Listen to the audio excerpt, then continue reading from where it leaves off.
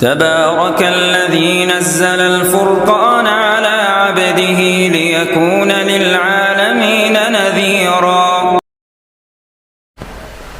الحمد لله وكفى وسلام على عباده الذين اصطفى.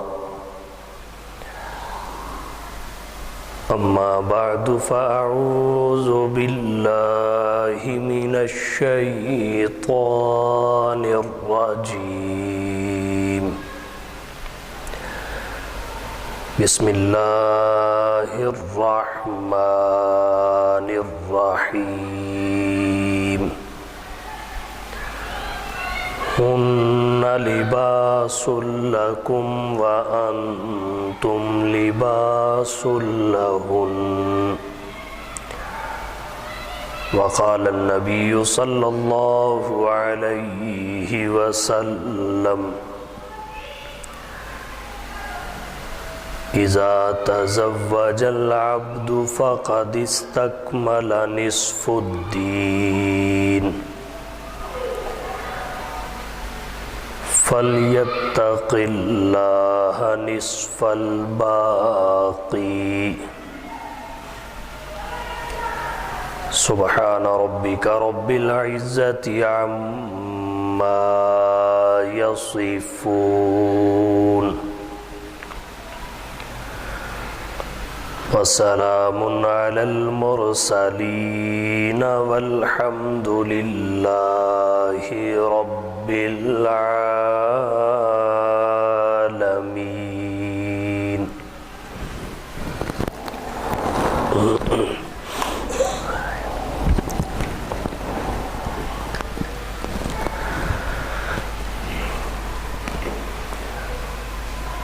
واجب الاحترام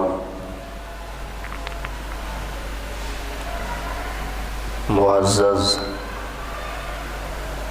سامعین کرام، اسلام ایک کامل دین ہے جو اپنے ماننے والوں کی انسانی زندگی کے تمام شعبوں میں کامل رہنمائی کرتا ہے.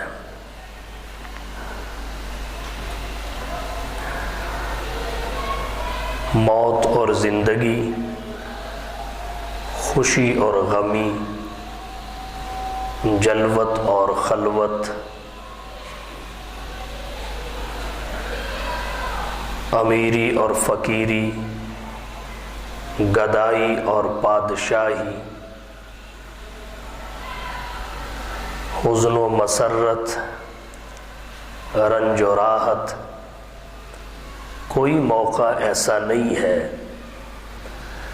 جہاں اسلام کی تعلیمات واضح اور نمایاں نہ ہوں.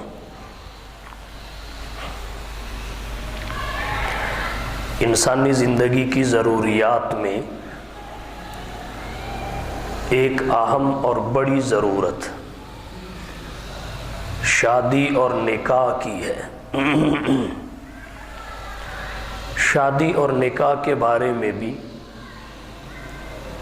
اسلام کی تعلیمات بالکل واضح اور نمایاں ہیں. سب سے پہلی بات یہ عرض کرنا چاہوں گا، شادی ہے کیا؟ ہمارے آج کے معاشرہ میں شادی کو فقط طبی اور سماجی ضرورت سمجھا جاتا ہے، جنسی لذت کے تحصیل کا سبب سمجھا جاتا ہے. اگرچہ اس بات سے انکار نہیں ہے، شادی جنسی لذت کی تحصیل کا ذریعہ بھی ہے، معاشرہ کی طبعی اور سماجی ضرورت بھی ہے، لیکن یہیں پہ بس نہیں ہے. اسلام شادی کو عبادت قرار دیتا ہے، انسانی زندگی کے مقاصد میں سے ایک مقصد قرار دیتا ہے۔ اگر تو شادی اور نکاح فقط جنسی لذت حاصل کرنے کا ذریعہ رہے، اسے طبی اور سماجی ضرورت پر ہی محمول کیا جائے، پھر ضرورت تو جہاں سے پوری ہو، جس طرح پوری ہو، جتنی پوری ہو، انسان کر لیتا ہے۔ جبکہ شادی کے بارے میں شریعت مطہرہ نے بہت ساری پابندیاں لگائی ہیں، شرطوں کو ذکر کیا ہے، حدود و قیود کی وضاحت کی ہے۔ یہاں سے پتہ چلتا ہے یہ فقط ضرورت نہیں، نیکی ہے، عبادت ہے، باعث اجر و ثواب ہے، اور انسانی زندگی کے مقاصد میں سے ہے۔ یہی وہ حقیقت ہے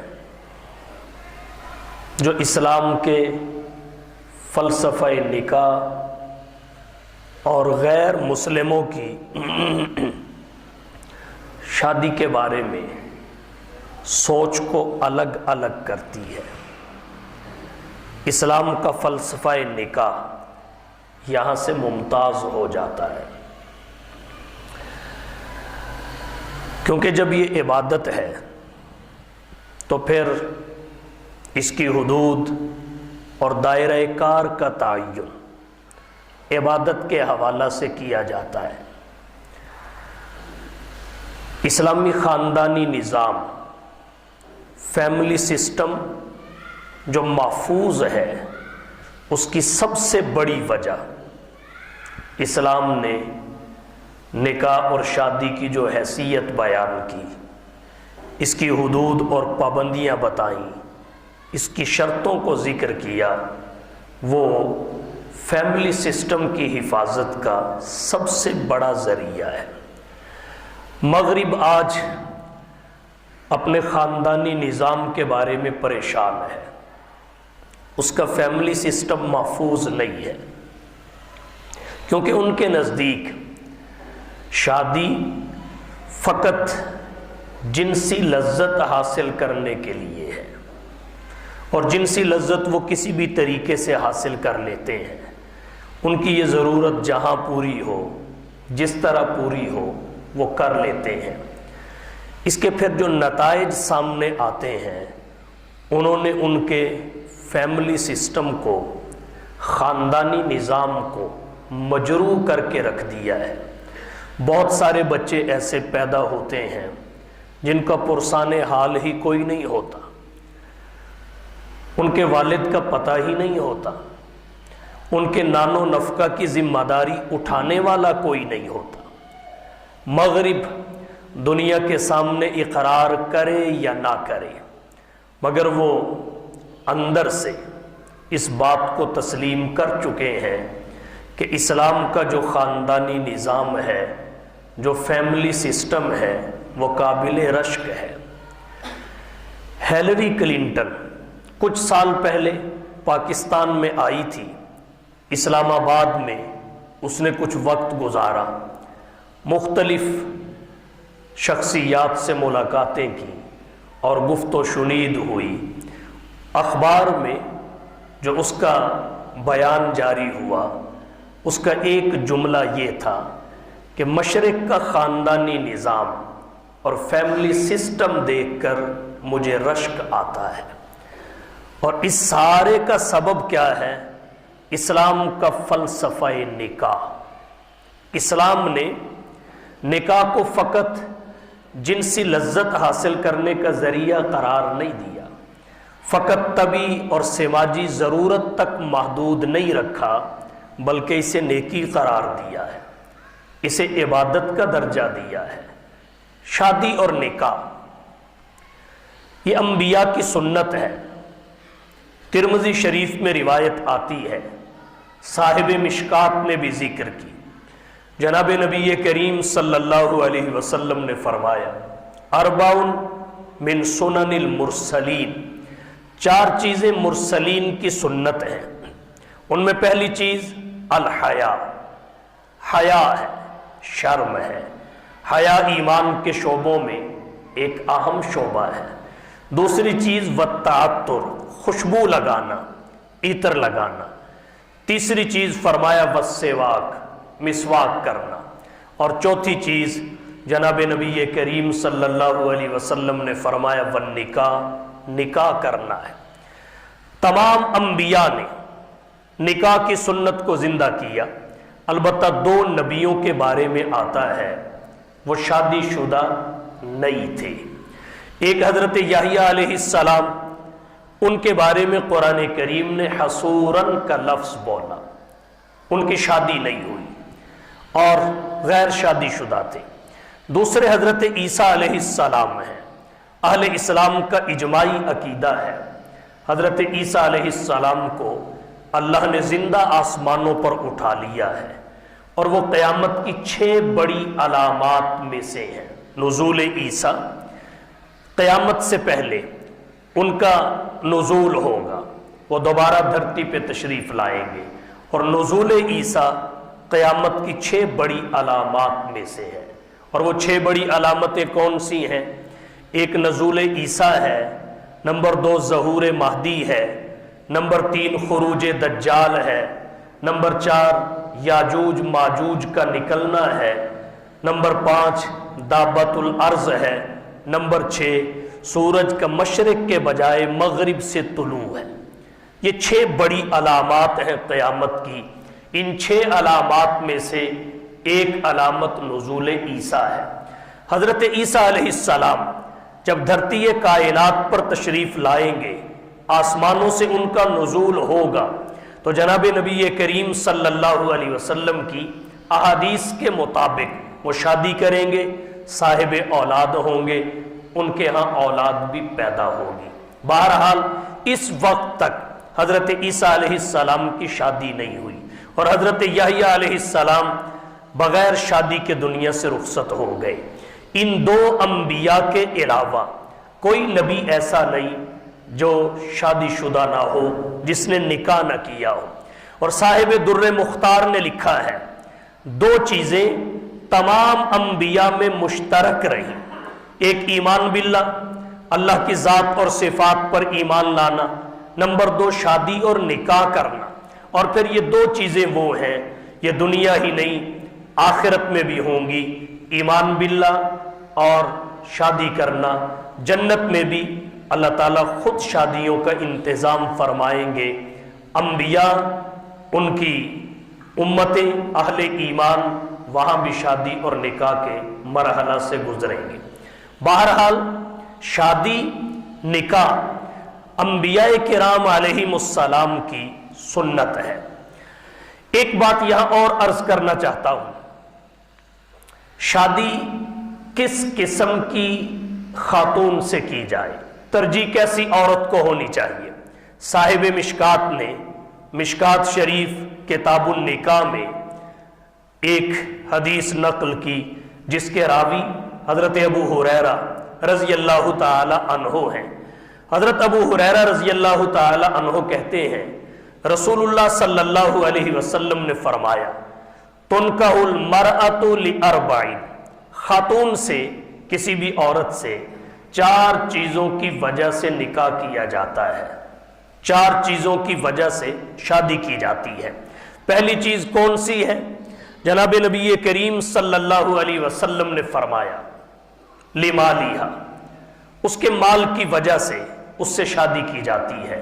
انسانی مزاج مختلف ہیں، طبیعتیں مختلف ہیں، سوچیں مختلف ہیں، فکر کے زاویے مختلف ہیں۔ بعض لوگ مالدار خاتون سے اس کے مال کی وجہ سے شادی کرتے ہیں کہ اس کے مال کی وجہ سے مجھے سہولت حاصل ہوگی اور اس کا مال میرے کام آئے گا۔ یہ سوچ اچھی نہیں ہے۔ جناب نبی کریم صلی اللہ علیہ وسلم نے فرمایا ایک دوسری حدیث شریف میں آتا ہے اگر کوئی شخص کسی مالدار خاتون سے اس کے مال کی وجہ سے شادی کرتا ہے، اللہ تعالیٰ اس کی تنگ دستی کو بڑھا دیتے ہیں، اس کے فقر کو زیادہ کر دیتے ہیں۔ اس لیے کسی مالدار خاتون سے اس کے مال پر نظر رکھ کر اس کے مال کی ہرس، ہوس، طمع اور لالچ میں شادی نہیں کرنی چاہیے۔ بہرحال ایک سبب خاتون سے کسی عورت سے شادی کا یہ ہے لمالیہا، اس کے مال کی وجہ سے اس سے شادی کی جاتی ہے۔ دوسرا سبب رسول اللہ صلی اللہ علیہ وسلم نے فرمایا وَلِحَسْبِهَا، کسی عورت سے اس کے حسب نسب کے بلند ہونے کی وجہ سے نکاح کیا جاتا ہے کہ عورت ذاتی اعتبار سے شرافت اور وجاہت رکھتی ہے، اس کا خاندان عالی ہے اور اس وجہ سے اس سے نکاح کیا جاتا ہے۔ تیسری وجہ جو اللہ کے رسول صلی اللہ علیہ وسلم نے فرمائی وَلِجَمَالِهَا، عورت کے حسن و جمال کی وجہ سے اس کے ساتھ نکاح کیا جاتا ہے، شادی کی جاتی ہے۔ کسی شخص کی سوچ یہ ہوتی ہے کہ میری بیوی حسین و جمیل ہو، خوبصورت ہو۔ چوتھی وجہ جس کی وجہ سے کسی خاتون کو بندہ اپنے نکاح میں لاتا ہے، رسول اللہ صلی اللہ علیہ وسلم نے فرمایا وَلِدِينِهَا، عورت کی دینداری کو دیکھ کر اس کے ساتھ شادی کی جاتی ہے۔ جناب نبی کریم صلی اللہ علیہ وسلم نے فرمایا فَاظْفُرْ بِذَاتِ الدِّينِ، دین والی عورت کو ترجیح دو۔ فَاظْفُرْ بِذَاتِ الدِّينِ، دین والی عورت کو ترجیح دو۔ آگے رسول اللہ صلی اللہ علیہ وسلم نے ایک جملہ ارشاد فرمایا تریبت یداکا، تیرے ہاتھ خاک آلود ہو جائیں۔ اگرچہ معاشرہ میں، محاورہ میں یہ کسی کی ذلت کے اظہار کے لیے بولا جاتا ہے، لیکن حدیث کے شارحین نے لکھا ہے یہاں اس کا مقصد یہ نہیں ہے، یہاں دین والی عورت کو شادی کے لیے ترجیح دینے کی ترغیب کے واسطے رسول اللہ صلی اللہ علیہ وسلم نے اس جملے کو بولا ہے۔ گویا عورت کے انتخاب کی 4 وجوہ ہیں۔ نمبر 1 لمالیہا، اس کا مال۔ نمبر 2 ولی حسبیہا، اس کا حسب اور نسب۔ نمبر 3 ولی جمالیہا، اس کا حسن و جمال۔ نمبر 4 ولی دینیہا، اس کی دینداری۔ جناب نبی کریم صلی اللہ علیہ وسلم نے فرمایا فَاظْفُرْ بِذَاتِ الدِّينِ، دین والی عورت کو ترجیح دینا، دین والی عورت کو ترجیح دینا۔ لیکن ہمارے آج کے معاشرہ کا حال یہ ہے، ہم جب اپنے بیٹے کی شادی کرتے ہیں، اپنے بھائی کی شادی کرتے ہیں، یا کوئی اپنی شادی کے لیے رشتہ کی جستجو کرتا ہے تو اس کی نظر سب سے پہلے مال پہ ہوتی ہے، عورت کے حسن و جمال پہ ہوتی ہے، اس کے حسب نسب پہ ہوتی ہے، اس کی عصری تعلیم پہ ہوتی ہے، عصری تعلیم پہ۔ اس کے پاس ڈگریاں کتنی ہیں، اس کے پاس ڈپلومے کتنے ہیں۔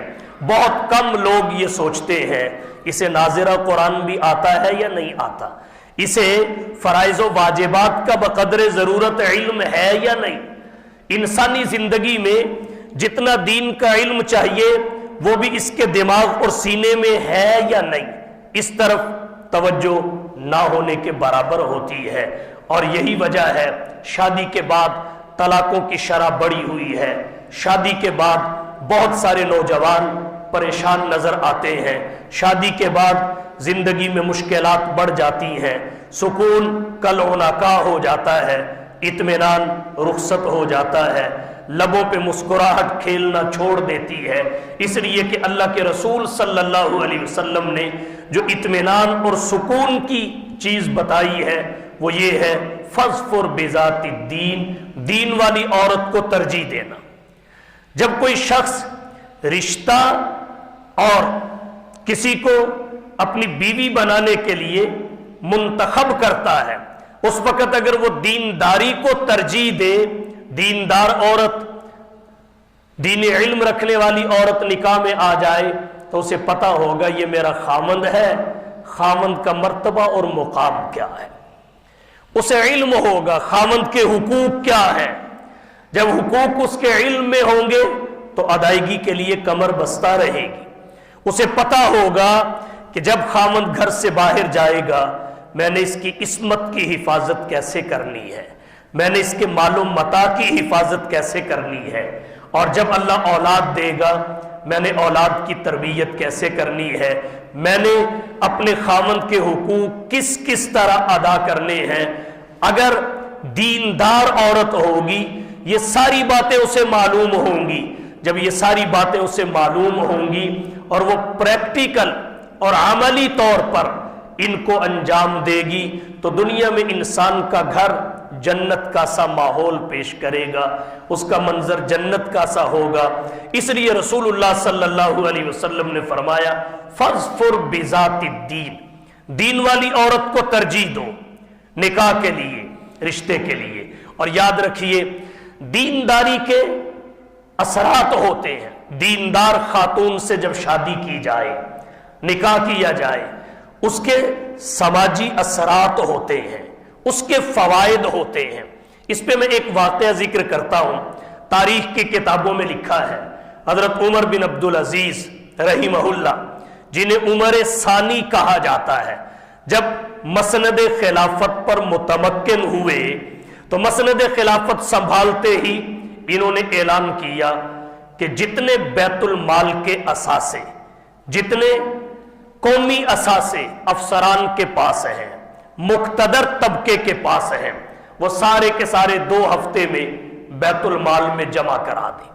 اور پھر اس عمل کا آغاز انہوں نے اپنے گھر سے کیا، باغ واپس کیا، اپنی بیوی کے زیور اتروائے، بیت المال میں جمع کروائے۔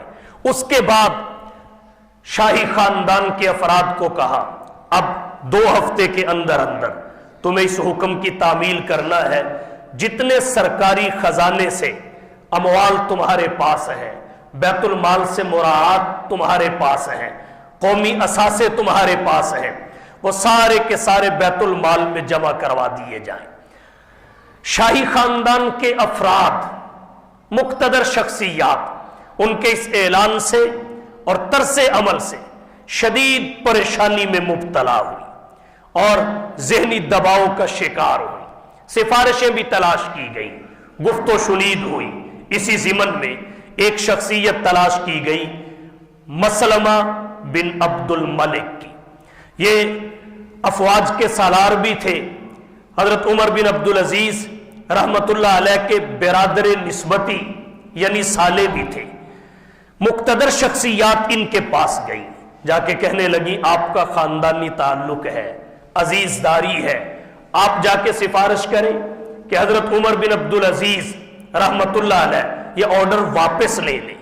اس میں بڑی مشکلات ہیں، اور ویسے بھی یہ جو کچھ ہمارے پاس آیا ہے یہ سابقہ خلفاء اور حکمرانوں کے حکم سے ہی تو آیا ہے، ان کے فیصلے سے آیا ہے، تو یہ ان کے فیصلوں کو منسوخ کیوں کر رہے ہیں؟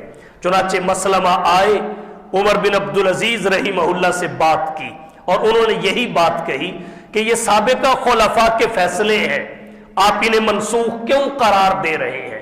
حضرت عمر بن عبدالعزیز رحمہ اللہ نے ان سے 2 سوال کیے۔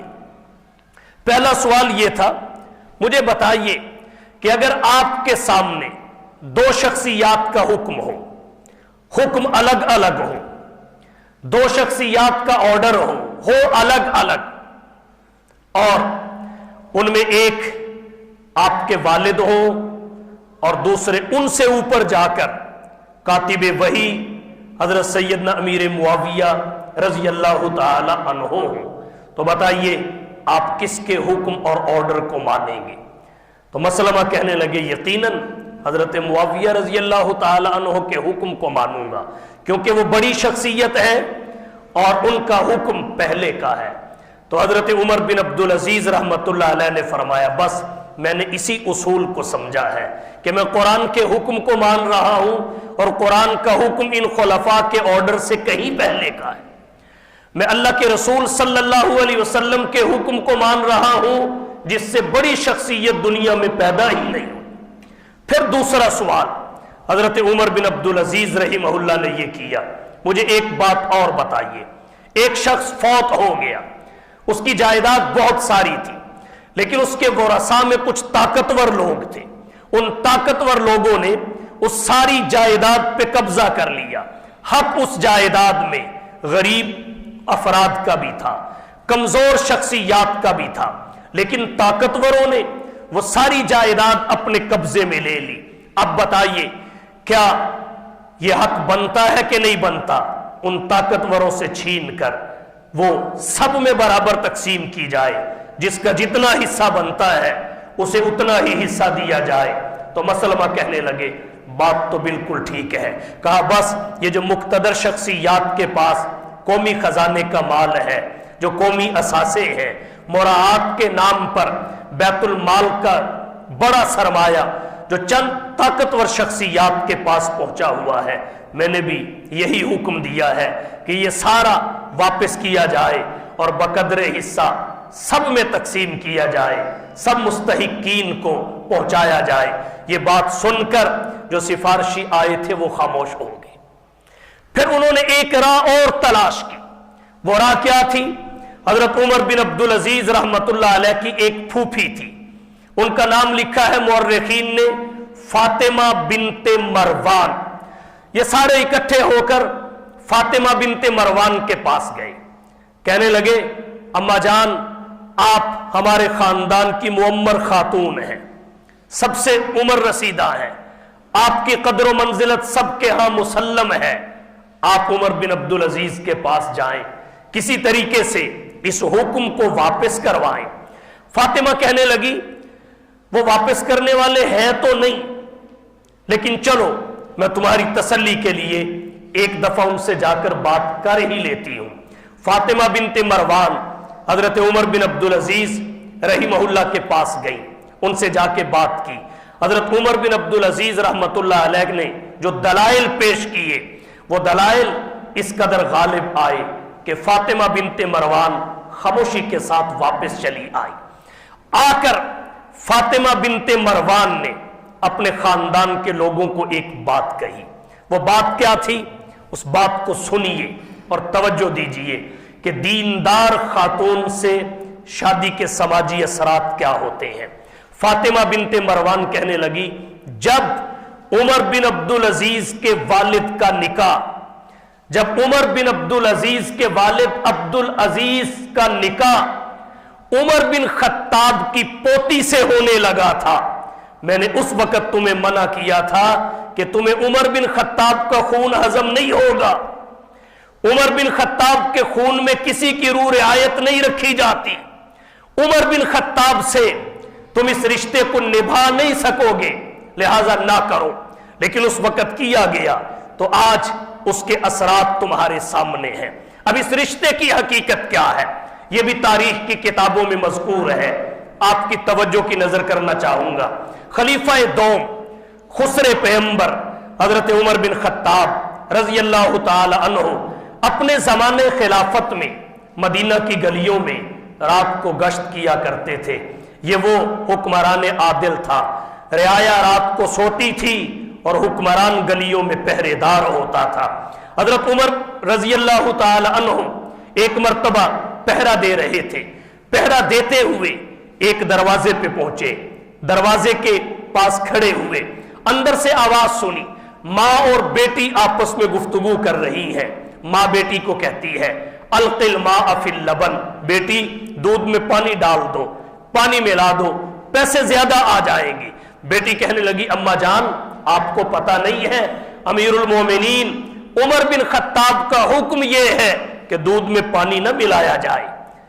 بیٹی کہنے لگی امیر المومنین کا حکم یہ ہے دودھ میں ملاوٹ نہ کی جائے. تو ماں کہنے لگی بیٹا کون سا عمر بن خطاب ہمیں دیکھ رہے ہیں یا ہماری بات کو سن رہے ہیں؟ تو بیٹی نے کہا اما جان عمر بن خطاب تو دیکھ اور سن نہیں رہے, لیکن عمر کا رب تو دیکھ اور سن رہا ہے. عمر کا رب تو دیکھ اور سن رہا ہے. حضرت عمر بن خطاب رضی اللہ تعالی عنہ نے جب یہ جملہ سنا ان کی آنکھیں برس پڑی, پلکیں چھلک پڑی, واپس چلے گئے. صبح کو اس بڑھیا کے گھر میں آئے اور دونوں سے بات کی کہ اماں مجھے وہ بچی تو دکھاؤ جو رات کی تاریکی اور تنہائی میں بھی اپنے رب کا خوف دل میں رکھتی ہے, مجھے اس بچی کی زیارت تو کرواؤ, وہ چھوٹی بچی کہاں ہے؟ حضرت عمر بن خطاب نے بچی سے ملاقات کی اور کہا بیٹی وہ جملہ دوبارہ دہراؤ جو تم نے رات کو دہرایا تھا۔ بیٹی نے پھر وہ بات کہی جو رات کو کہی تھی۔ حضرت عمر بن خطاب کی آنکھیں برس پڑی۔ حضرت عمر بن خطاب کہنے لگے اماں جان اس بچی کا رشتہ میں اپنے بیٹے عاصم کے لیے مانگتا ہوں، اس کا رشتہ آپ مجھے دے دیں۔ والدہ نے قبول کر لیا۔ حضرت عمر بن خطاب رضی اللہ تعالی عنہ نے اسے اپنی بہو بنا لیا۔ جب حضرت عمر بن خطاب صبح قصر خلافت میں جایا کرتے تھے فیصلہ کرنے کے لیے، اس بچی کو کھڑی کر کے کہتے تھے بیٹا ایک دفعہ پھر وہی جملہ کہہ دو جو رات کی تاریکی اور تنہائی میں تم نے اپنی والدہ کو کہا تھا۔ بیٹی کہتی اماں عمر تو نہیں دیکھ رہا، عمر کا رب دیکھ رہا ہے، عمر تو نہیں سن رہا، عمر کا رب سن رہا ہے۔ یہ جملہ کہلوا کر سن کر اپنے قلب و جگر میں بسا کر پھر حضرت عمر بن خطاب رضی اللہ تعالی عنہ قصر خلافت میں جاتے تھے، اور جب کوئی فیصلہ کرتے اس سے پہلے اسی جملے کو سوچتے، دہراتے اور پھر فیصلہ کرتے۔ تو حضرت عمر بن عبدالعزیز کون تھے؟ اس لڑکی کا رشتہ حضرت عمر بن خطاب نے اپنے بیٹے عاصم کے لیے مانگ لیا۔ پھر حضرت عاصم اور اس بچی سے ایک بچی پیدا ہوئی۔ حضرت عمر بن عبدالعزیز کے والد عبدالعزیز کا نکاح اس سے ہوا اور پھر عمر بن عبدالعزیز پیدا ہوئے۔